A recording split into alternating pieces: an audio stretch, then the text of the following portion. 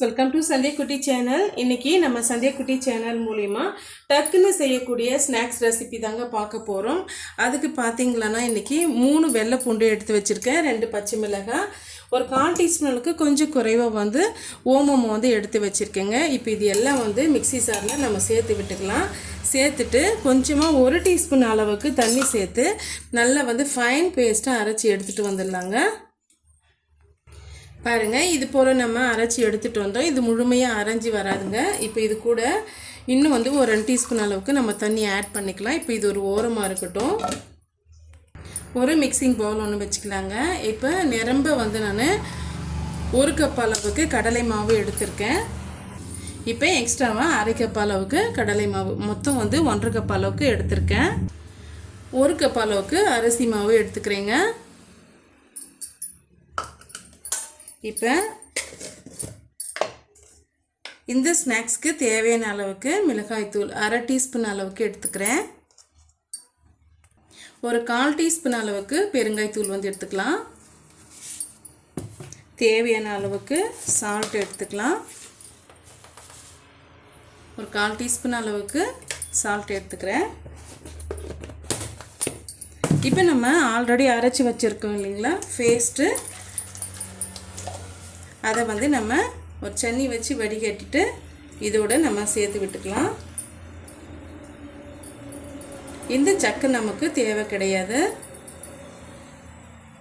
இப்போ இது கூட ஒரு 2 டீஸ்பூன் அளவுக்கு ஆயில் சேர்த்துக்கலாங்க. நான் மிதமான ஆயில் அதாவது இது பொரிக்கிறதுக்காக நம்ம சூடு பண்ணி வச்சுருக்கு இல்லைங்களா, அந்த ஆயில் எடுத்து நான் இதோட சேர்த்து விட்டுக்கிறேன். சேர்த்துட்டு ஒரு முறை நல்லா கலந்து கொடுத்துக்கலாங்க. நல்லா ஒரு முறுக்கு மாவு கன்சிஸ்டன்சிக்கு நம்ம பிசைஞ்சு எடுத்துக்கணும். இப்போ கொஞ்சம் கொஞ்சமாக நம்ம தண்ணி சேர்த்து பிசைஞ்சு விட்டுக்கலாம்.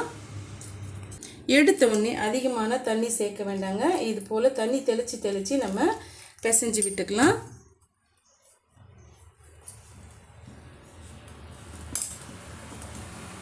நம்ம பிசைஞ்சு எடுத்துக்கிட்டோம். இப்போ ரிப்பன் முறுக்கு செய்கிறதுக்காக இது போல் அச்சு நான் எடுத்துக்கிட்டேன். இப்போ இதுக்கு உள்ளார ஒட்டி வராமல் இருக்கிறதுக்காக கொஞ்சமாக நம்ம ஆயில் அப்ளை பண்ணிக்கலாங்க. அப்போ தான் மாவு ஒட்டி வராமல் இருக்கும். பிழியறதுக்கு நல்லாவே ஈஸியாக இருக்குங்க. அதனால் உள்ளே கொஞ்சம் ஆயில் அப்ளை பண்ணிக்கோங்க.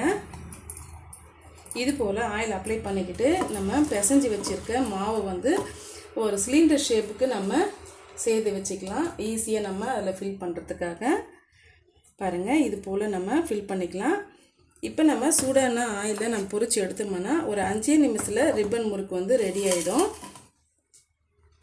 இப்போ ஆயில் நல்லா சூடாயிட்டு வந்திருக்கா இல்லையான்ட்டு செக் பண்ணி பார்க்கறதுக்காக கொஞ்சமாக நம்ம மாவு எடுத்து விட்டு பார்க்கலாங்க. பாருங்கள், நல்லாவே காஞ்சி வந்திருக்கு. மீடியமான ஃப்ளேமில் வச்சுக்கோங்க. இப்போ நம்ம செய்து வச்சுருக்க ரிப்பன்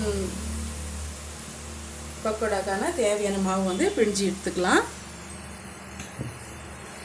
டக்குன்னு நம்ம எடுத்துடக்கூடாதுங்க. ஒரு 2 நிமிஷம் கழித்து நம்ம திருப்பி போட்டுக்கலாம். உடனே திருப்பி போடக்கூடாது.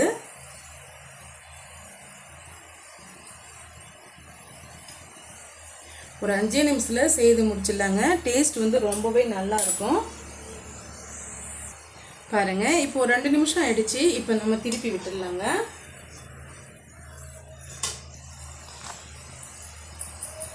ஓரளவுக்கு பபிள்ஸ் அடங்கி வந்த பிறகு நம்ம எடுத்துடலாம். பாருங்கள், இன்னுமே பபிள்ஸ் வந்துட்டு தான் இருக்கு.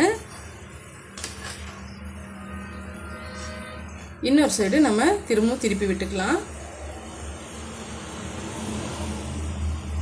அவ்வளோதாங்க, சூப்பராக நம்ம ரிப்பன் முறுக்கு ரெடி ஆயிடுச்சு. இப்போ நம்ம எடுத்துடலாம். நீங்கள் கரெக்டான பக்குவத்தில் நீங்கள் மாவு பிசைஞ்சு விட்டீங்களன்னா ஈஸியாக நம்ம இதை செய்து முடிச்சிடலாங்க. ரொம்பவே கிறிஸ்பியாக இருக்கும். பாருங்கள், திரும்பவும் நான் இன்னொரு முறை நான் செய்து காமிக்கிறேன்.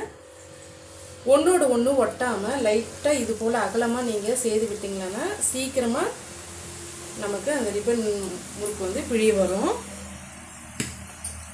இப்போ எல்லா முறுக்கும் நம்ம செய்து முடிச்சுட்டு பார்க்கலாம்.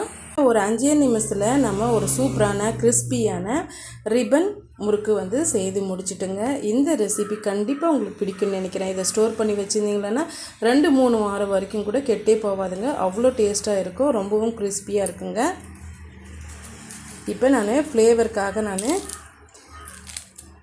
கருவேப்பிலை இலையை வந்து நான் டெக்கரேஷனுக்காக வந்து நான் போட்டிருக்கேன். அது ஆப்ஷனல் தான், விருப்பம் இருந்தால் நீங்கள் சேர்த்துக்கோங்க. அது சேர்த்து சாப்பிடும்போது ரொம்பவே அருமையாக இருக்கும். ஒரு முறை நீங்கள் ட்ரை பண்ணி பார்த்துட்டு உங்களுடைய ஃபீட்பேக்கை எனக்கு ஷேர் பண்ண மறந்துடாதீங்க. தேங்க்யூ ஃபார் வாட்சிங்.